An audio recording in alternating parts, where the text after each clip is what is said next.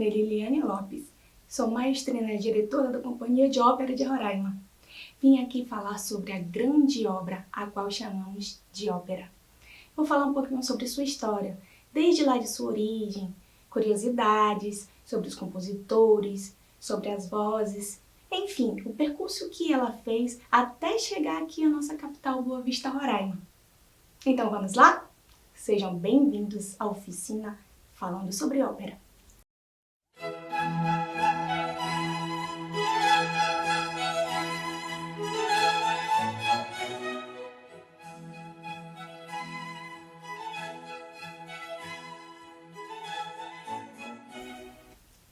Aí vocês ouviram?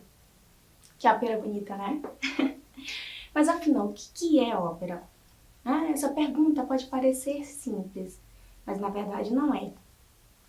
Eu mesma já presenciei, assim, uma pessoa assistindo ou escutando música clássica, erudita, e a outra vem e fala assim, olha, que legal, você está escutando ópera, eu amo ópera.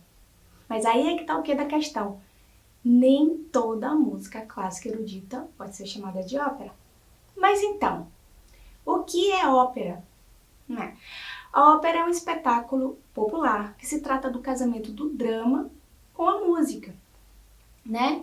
E assim como o seu próprio nome significa, a ópera, a obra, ela tem uma concepção universal e através dela a gente pode ver todo o mundo das artes, né? As artes visuais, o teatro, a dança, a música.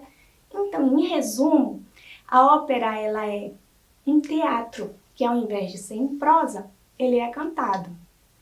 A gente acabou de escutar a Primavera de Vivaldi, né? Essa não se trata de ópera, mas esse exemplo sim.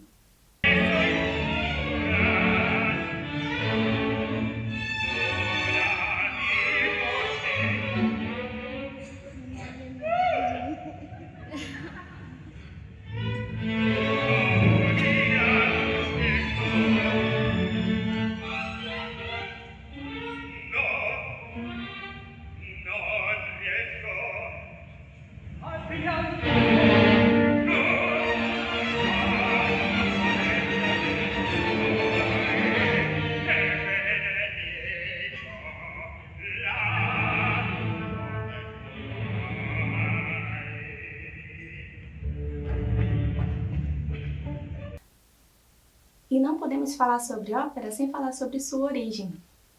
A ópera, dentre todas as artes, é a única que a gente pode dar data de nascimento.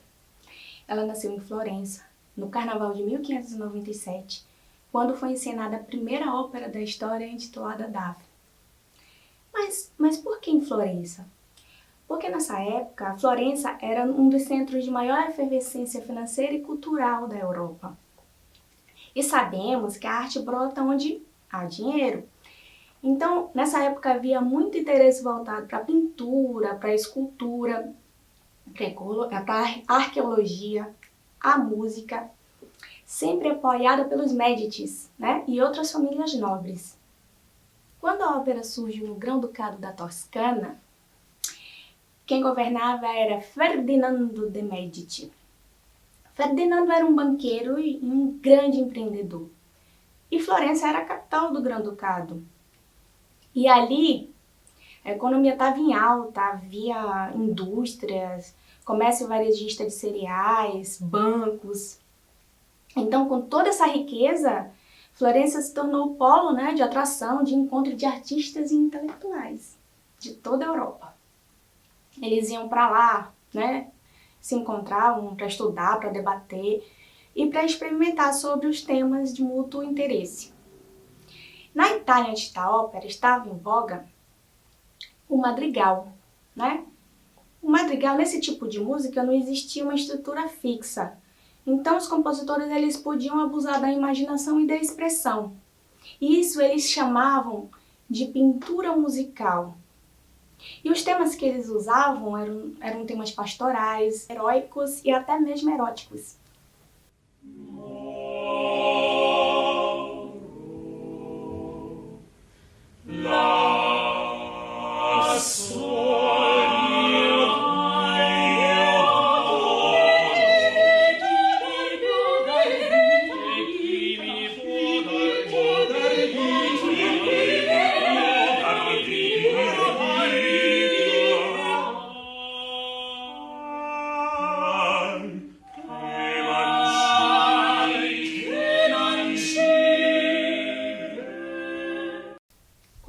surge, o humanismo ainda está em voga.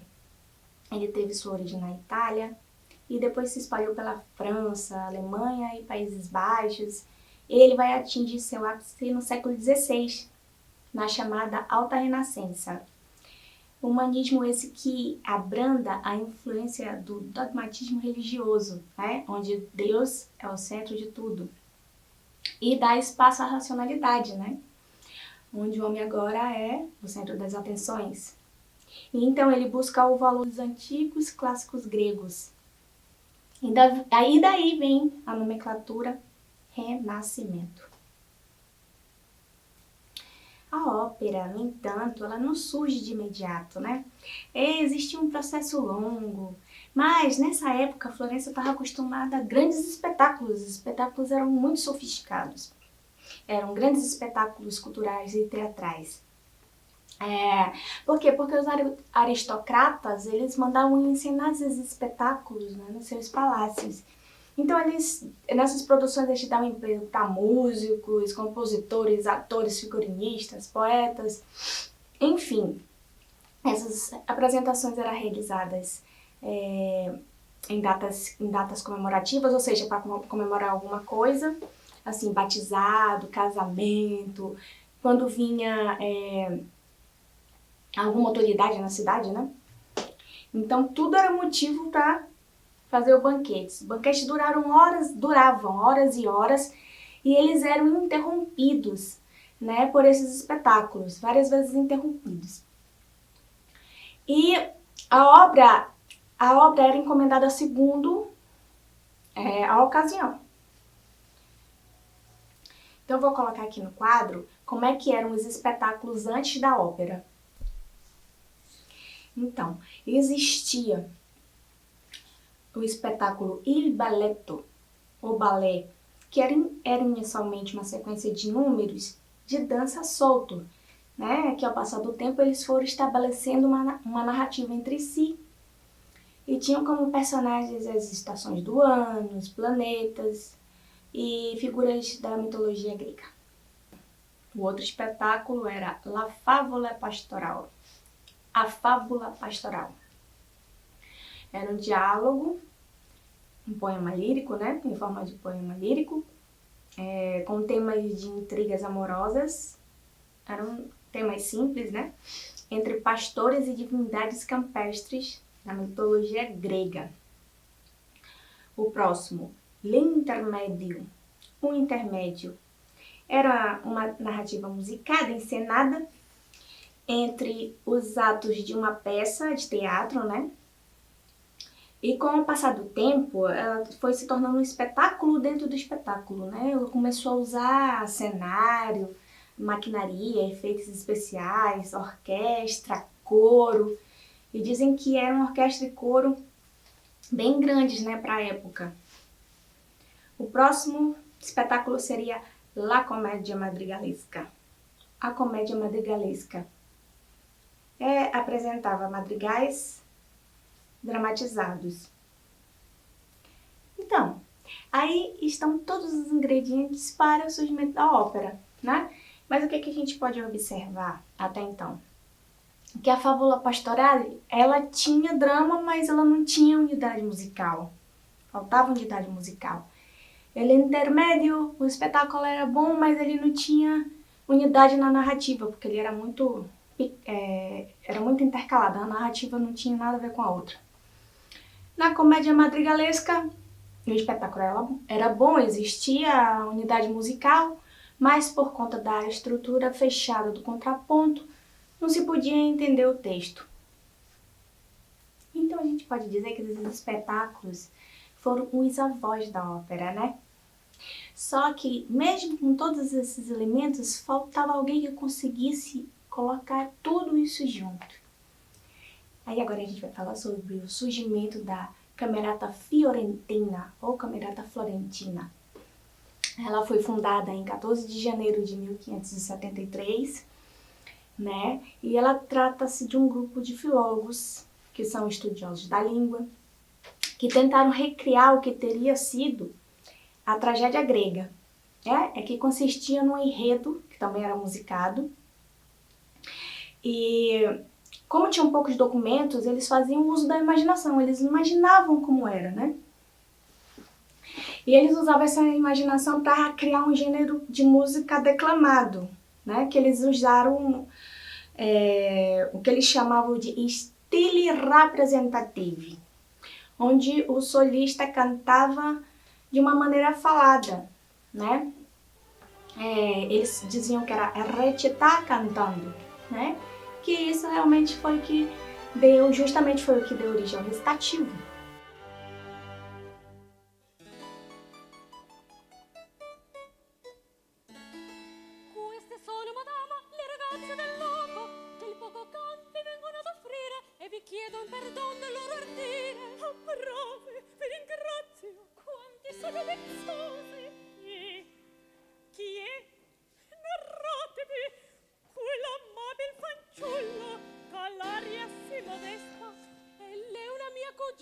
E per le nozze venute ieri sera onoriamo la bella forestiera. Venite qui. E depois foram as áreas, né, que é aquele momento que o compositor coloca a expressividade, onde os cantores podem mostrar também suas potências vocais, com toda a expressão, né?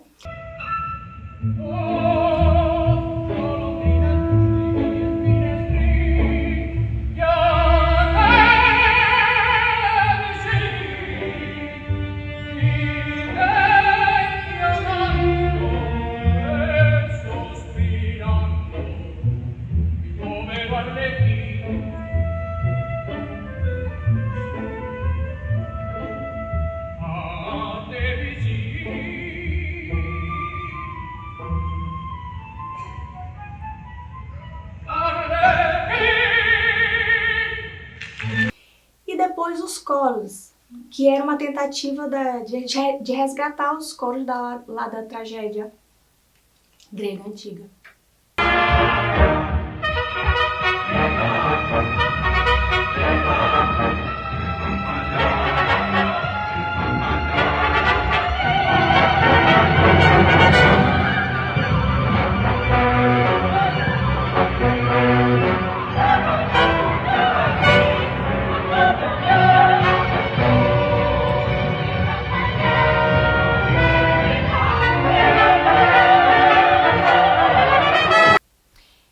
Resumindo, a intenção da Camerata era recriar o antigo teatro grego e não recriar um outro tipo de espetáculo.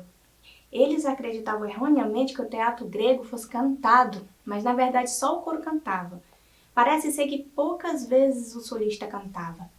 Então criou-se o chamado stile representative, que usava as regras da monodia, que consistia numa voz solista acompanhada por um instrumento ou por bem pouquinhos instrumentos.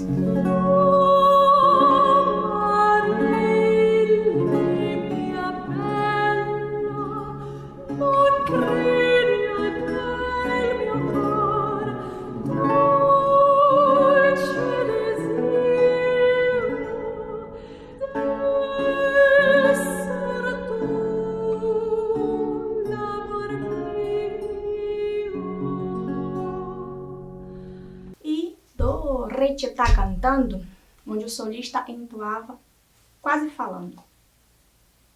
Então, com todos esses elementos, no Carnaval de 1597, Jacopo Peri, com o texto de Ottavio Renotini, se criou a primeira ópera da história, a ópera Daphne, que é uma fábula que conta a história de Apolo, do deus Apolo, o deus do sol, perdidamente apaixonado pela ninfa Daphne. Ele a persegue e ela vai pedir ajuda para os deuses do Olímpio, que a transformam ela numa planta, precisamente numa planta de loureiro.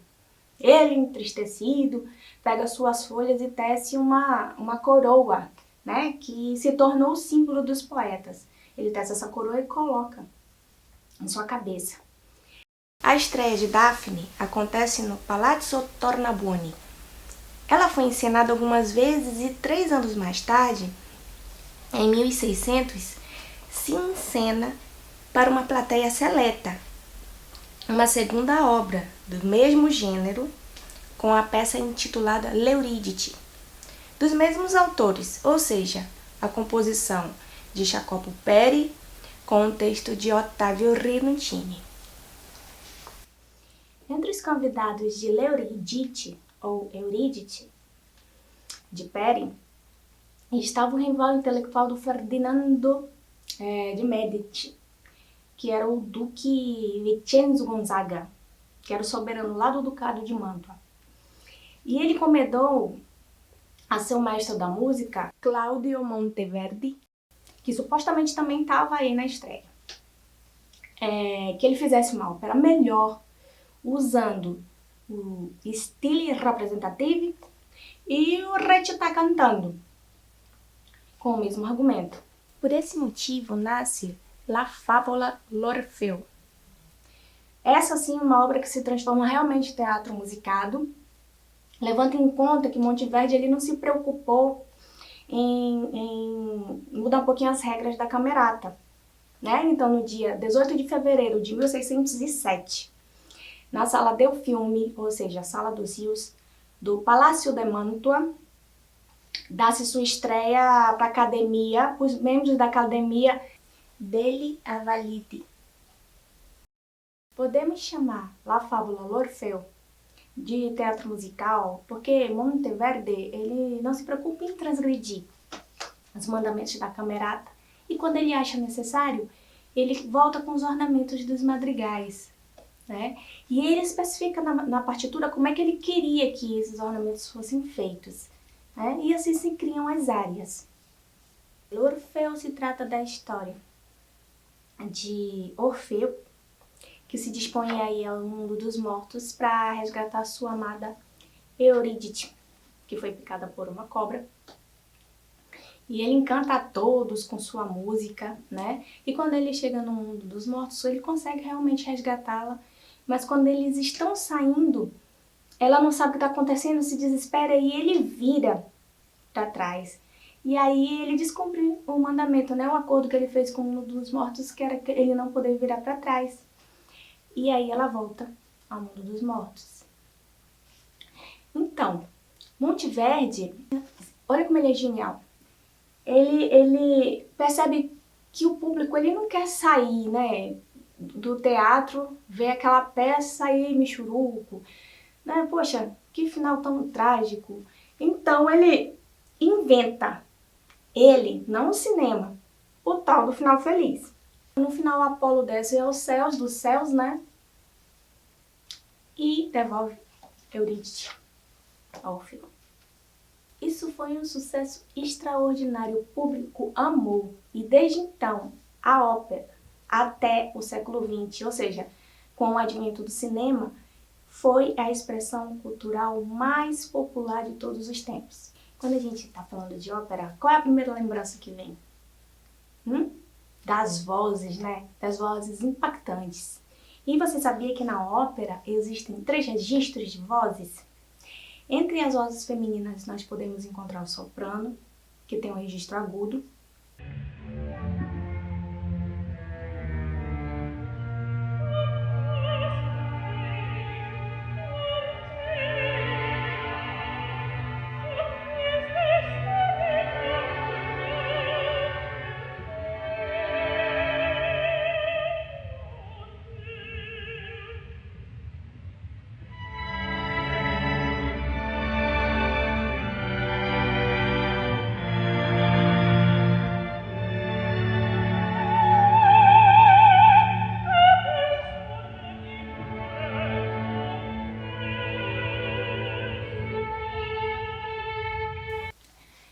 A mezzo-soprano, registro médio.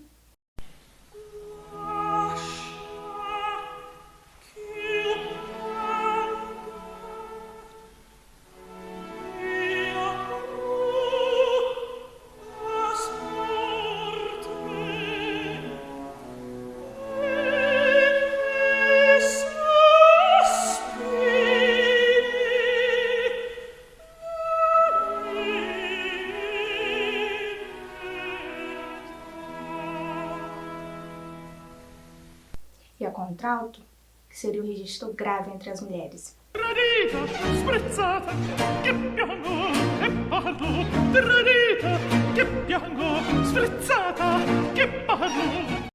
Entre as vozes masculinas temos os tenores, as vozes mais agudas.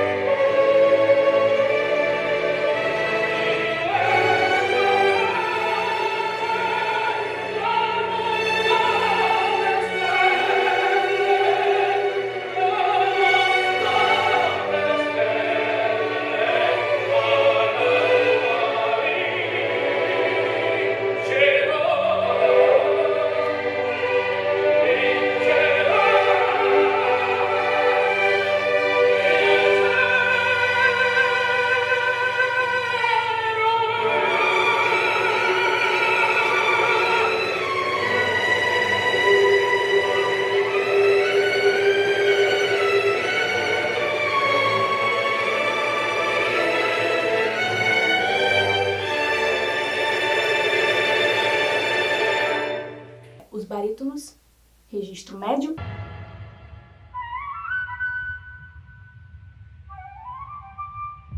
Si può, signore, signori, scusatemi se dal sol mi presento, io sono il prologo, poiché in cena ancor le antiche maschere e l'autore in bal rivol riprendere le pause e poi di nuovo inviami. E os baixos, que são os registros graves. Ella ci amai, ma no, quel cor chiuso è a me, amor per me non ha, per me non ha. As vozes também têm suas subdivisões. Como, por exemplo, nós podemos dizer que um soprano é ligeiro, ou um soprano é lírico, ou um soprano é dramático, né? E assim sucessivamente com as outras vozes. Eu vou colocar aqui um exemplo, uma solista da Companhia de Ópera de Roraima, é uma soprano coloratura cantando a área da Rainha da Noite. Meu nome é Bianca Tarola, sou soprano ligeiro coloratura da Companhia de Ópera de Roraima. Eu vou interpretar a área da Rainha da Noite, da Flauta Mágica, do compositor Mozart.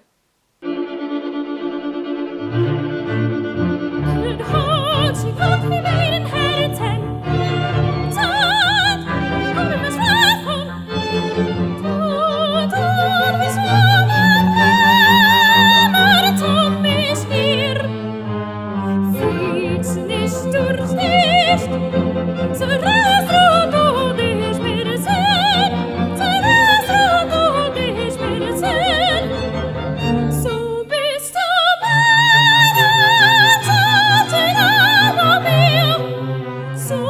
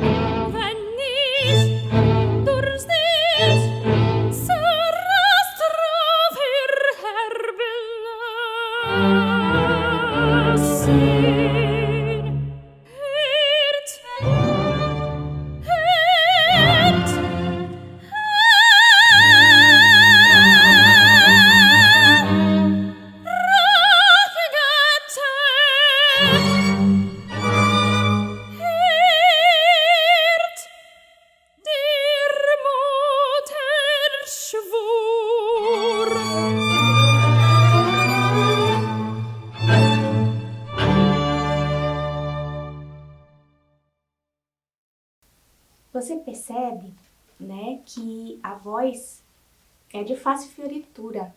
Então, são vozes leves que podem fazer ornamentos, né? Então, a gente pode observar que nessa área ela chega a cantar o Fá 6, ainda muito agudinho. A voz é mais leve, mas tem mais flexibilidade para os agudos, né? Assim, também podemos colocar como exemplo o tenor Juan Alexis, que é um tenor ligeiro, né? E também, numa das áreas que a gente vai colocar aqui, como exemplo, a Tanto do Ouro, ele chega ao Fá 5, né? Que é meio que equivalente ao Fá que a Bianca faz. Spirar, spirar per te, spirar per te, per te.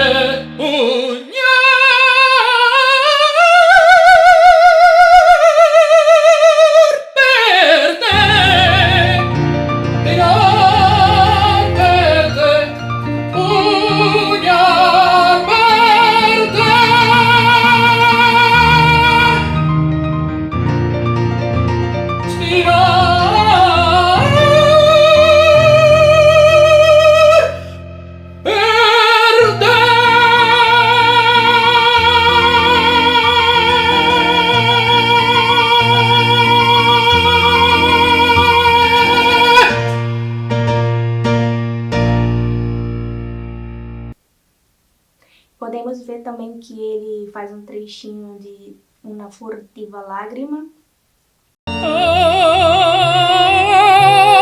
Cielo, si può morir, di più non chiedo, non chiedo.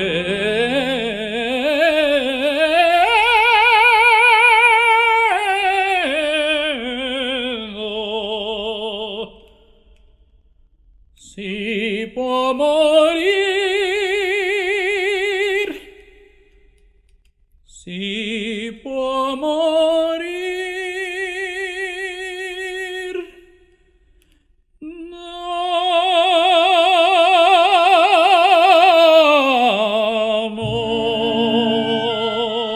d'amor. E a gente pode ver também que tem expressão, né? É uma área que é um pouco mais expressiva, tem menos coloratura, mas ela é mais expressiva. E a gente vê uma frase musical muito grande, onde ele canta sem fazer uso da respiração, né? E aí é que está o encanto dessa peça. A gente pode ver que nos personagens que os ligeiros fazem, no caso das vozes femininas, são as mocinhas frívolas, né? E os ligeiros, em sua grande maioria, são personagens engraçados, príncipes.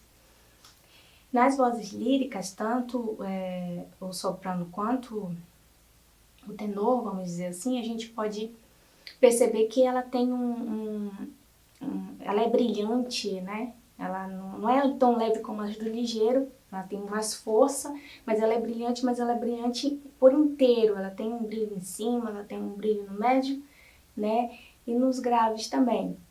A gente pode dar um exemplo aqui do famoso cantor Luciano Pavarotti. Aspetti, signorina, le dirò con due parole, chi sono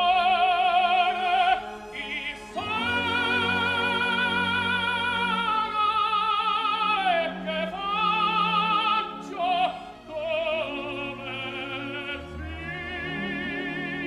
vivo.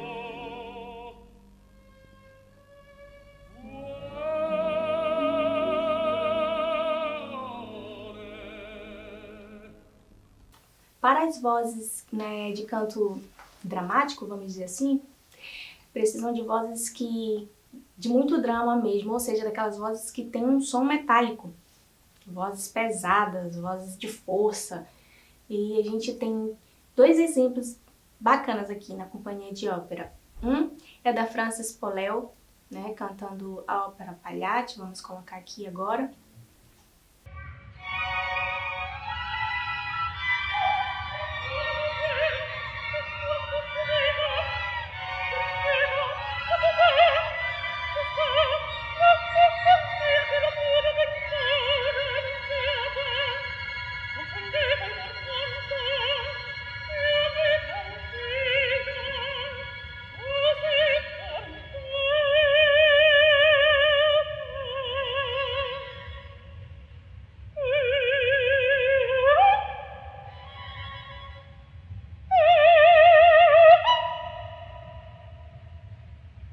E o outro é o tenor Davi Hidalgo, cantando a área Vestila Giuba, da ópera Pagliacci também. E você vê a expressão, né, a voz, o peso, levando em conta que esses cantores levam essa carga dramática. Geralmente eles fazem personagens ou heróicos, ou de drama, né, mulheres problemáticas, enfim.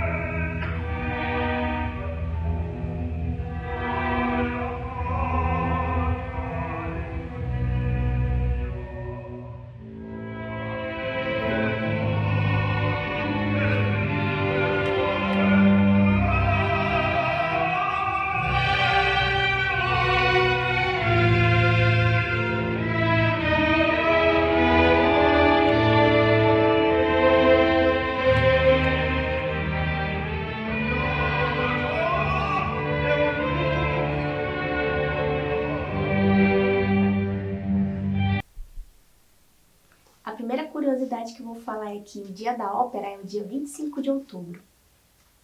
Você se lembra que os madrigais são os avós da ópera? Existem, sem contar os que se perderam, mais ou menos 40 mil madrigais escritos na Itália. Olha o que é curioso. Na ópera Daphne, quando a gente olha aqui para a partitura, no enunciado, não aparece o nome do Jacopo, tá vendo? Aparece o nome do Ottavio Rinuccini. Isso porque, naquela época, isso era considerado uma peça teatral. Mas, na L'Orfeo, já aparece o nome do Monteverdi, tá vendo? Porque aí ela já é considerada fábula e música. O primeiro teatro de ópera se chamava San Cassiano. A primeira ópera que foi encenada lá, no dia 6 de março de 1637, foi a ópera Andrômeda. E foi de alto luxo, viu? Existia todo tipo de maquinaria, o espetáculo foi grandíssimo e o povo saiu embasbacado. A ópera no Brasil chega através das caravelas, né? E com a demanda das cidades, quando a cidade está crescendo, demanda mais diversão. Então a primeira casa de ópera foi a casa de ópera do Padre Ventura, que era um padre que tinha uma companhia de cantores escravos. E ele ensinava as óperas italianas para esses cantores. Desembarca no Brasil, em 1843, uma grande diva chamada Augusta Candiani. E ela canta a ópera Norma, né? E ela encanta uma geração de artistas como Gonçalves Dias, Machado de Assis, e entre outros, que vieram a formar muito do que é nossa cultura. E essa então é a primeira companhia de ópera do Brasil.